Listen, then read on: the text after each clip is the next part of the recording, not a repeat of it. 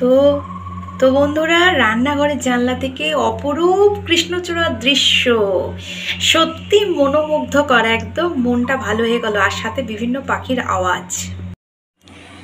সুপ্রভাত বন্ধুরা, আশা করি সকলে ভালো আছো। প্রত্যেক দিনের মতো আজকেও একটা নতুন ফ্রেশ ব্লগে সকলকে জানাই স্বাগত এবং সুন্দর একদম তরতাজা রোদ দিয়ে সকলকে আবারও জানাই গুড মর্নিং। তো বন্ধুরা, আজকে লেট করে উঠেছি, প্রায় 7:30, তো 7:30 উপর বাজে। আজকে হচ্ছে আমার ল্যাদ খাওয়ার দিন, কারণ আজকে অনেকটা টাইম পাবো। ওই দেখো কি সুন্দর সুন্দর পাখিরা আওয়াজ করছে, আরো সুন্দর তরতাজা একদম ফ্রেশ ফুল দর্শনের মধ্য দিয়ে তোমাদের জানাই আরও একবার সুপ্রভাত। তো বন্ধুরা, ঘরে অনেক কাজবাজ আছে, একটা একটা করে সারতে থাকবো। আর দেখি, আজকে তো বাজার যাওয়ার কোনো তাড়া নেই, ব্রেকফাস্ট পড়বে কি দেখি কি হয়, তার আগে এক কাপ চা খেয়ে নেবো। তো চলো ঝটপট ঘরের কাজগুলো সেরে নিই। কেউ কোথাও ভিডিওটা স্কিপ করবেন না, আশা করি সকলের ভালো। তো বন্ধুরা, ঘরটা গোছানো হয়ে গেছে, আর বাইরে দেখতেই পাচ্ছ প্রচণ্ড পরিমাণে রোদ, একদম ঝকঝকে তকতকে। সকালবেলায় তোমাদের বলেছি। তো যাই হোক, মানে ঘরে সময় থাকলে যা হয়, ল্যাদ খাচ্ছিলাম পড়ে পড়ে, তো চা বানিয়ে নিয়ে আসলাম। তো বন্ধুরা, টি টাইমে তোমাদের সাথে আড্ডা দিতে চলে আসলাম। লিকার চা আর জিরে বিস্কুট। আশা করি অনেকে ট্রাই করেছে, কিন্তু এই জিরে বিস্কুটের টেস্টটা অনেক সুন্দর, চা দিয়ে খেতে খুবই ভালো লাগে। তো যাই হোক, যের জন্য গল্প করতে আসলাম, সকলকে অসংখ্য অসংখ্য ধন্যবাদ। কেন জানো? 275টা সাবস্ক্রাইবার হওয়ার জন্য। আমি কোনোদিন আশা করতেই পারিনি যে 100-এর ঘরে পৌঁছাবো। 100-এর ঘর থেকে যখনই আস্তে আস্তে 2-এর ঘরে পৌঁছালো, তখন মনের মধ্যে একটা অদ্ভুত আনন্দ হলো। কেন জানো? কারণ হচ্ছে প্রথমে দেখতাম ইউটিউবে সকলে ভিডিও করে, বিভিন্ন ব্লগিং করে, তো ভাবতাম আচ্ছা এইভাবে কথা কী করে বলে, কী করে এডিট করে, কোনো কিছু আমার অভিজ্ঞতা কিছু ছিল না। তো ধীরে ধীরে আস্তে আস্তে সেই জার্নির পথে যে এগোচ্ছি, খুবই ভালো লাগছে। দেখো, আমরা অনেক কষ্ট করে সারাটা দিন 24টা ঘন্টার মধ্যে কিছুটা সময় বের করে তোমাদের সাথে গল্প করি বা তোমাদেরকে ভিডিও দিই, তাতে তোমরা যে দেখো, তোমরাও অবশ্যই আমাদের মতো করে সারাদিন 24 ঘন্টার মধ্যে কিছু সেকেন্ড, কিছু মিনিটও তো ব্যয় করা আমাদের জন্য, সেটা এখনকার দিনে কম কি? তো প্রত্যেকেরই একটা পার্সোনাল লাইফ থাকে, খারাপ ভালো সব কিছু মিলিমিশিয়ে জীবন।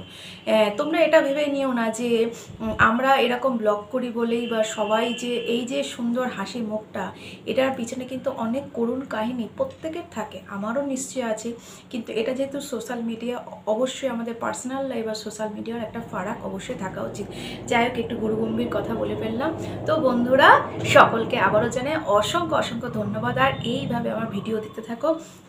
খারাপ হলে ভালো করার চেষ্টা করব, আরও বেটার করার চেষ্টা করব, কিন্তু আমাকে অন্তত সুযোগ দেবে। ভিডিওগুলো তোমরা যদি দেখো, ভিউয়ার্স যদি হয়, ভিউজ যত বাড়বে তত তো ভিডিওর কোয়ালিটি বাড়বে। তো বন্ধুরা, চাটা খেয়ে নিই, তারপরে আবার তোমাদের সাথে আসছি আড্ডা দিতে।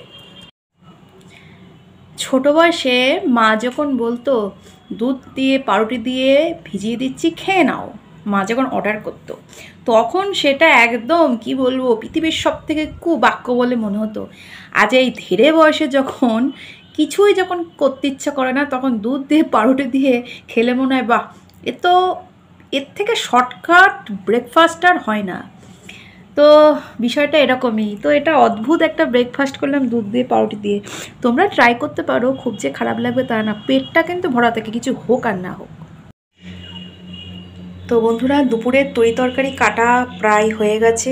একদিন উচ্ছে নিয়ে এসেছি, তাতেই দেখো কীভাবে পেকে গেছে। তো বন্ধুরা, রান্নাঘরের জানলা দিয়ে দেখো অপরূপ দৃশ্য, কৃষ্ণচূড়া কি সুন্দর, গাছটায় ফুল এসছে। অন্যান্য সময়ে গাছের পাতাগুলো না শুকিয়ে যায়, আর কত রকম পাখি আসছে দেখো।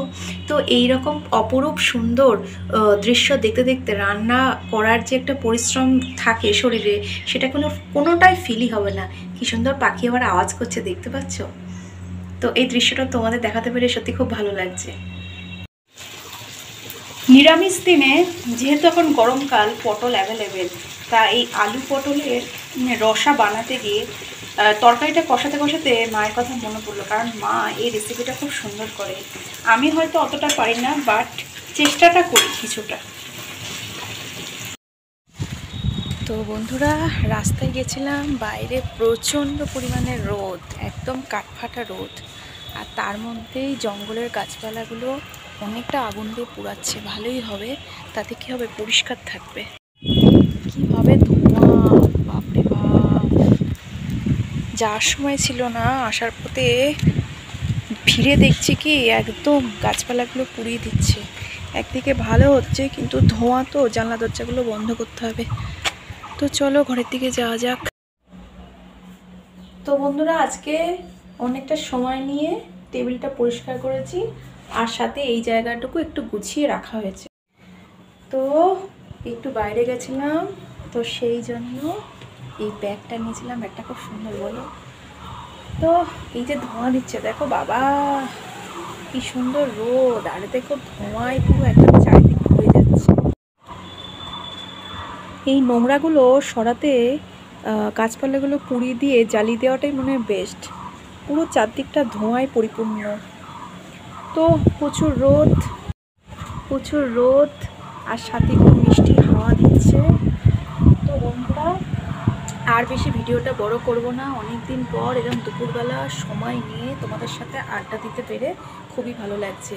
তো বন্ধুরা, আমার ব্লগটা কেমন হলো জানিও, আর তোমাদের ইন্সপিরেশান আমার সত্যি খুব ভালো লাগে। কমেন্ট করবে, পারলে লাইক করবে, সাবস্ক্রাইব করবে। আর আজকের মতো ব্লগটা এখানে। Tata, bye bye. সকলকে জানাই শুভ দুপুরের শুভেচ্ছা। অনেকদিন পর একটু রেস্ট পাবো। টাটা।